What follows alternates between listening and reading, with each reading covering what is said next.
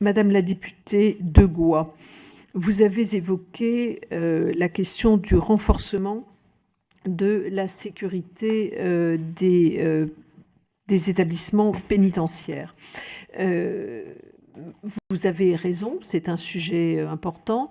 J'ai eu l'occasion de le dire, mais trop rapidement tout à l'heure, l'effort global qui est consacré à la sécurité dans les établissements pénitentiaires représente cette année 50 millions d'euros. C'est une hausse importante de 6,5% par rapport à 2010, de 6,5 millions d'euros, c'est-à-dire plus 15% par rapport à 2018.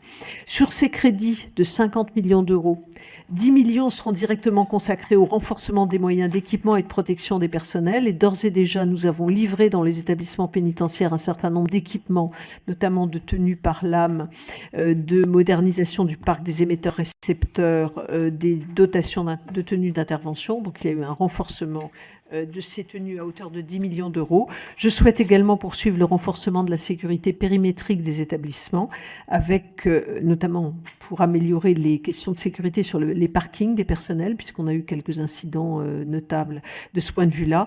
Et donc nous allons procéder à la pose de clôtures, de barrières, d'extension de vidéoprotection, de meilleur éclairage, etc. Enfin, je créerai les premières unités pour détenus violents qui vont être ouvertes dans les semaines à venir et qui vont permettre une gestion adaptée de ces profils. Je m'étais engagée à la suite du mouvement pénitentiaire du mois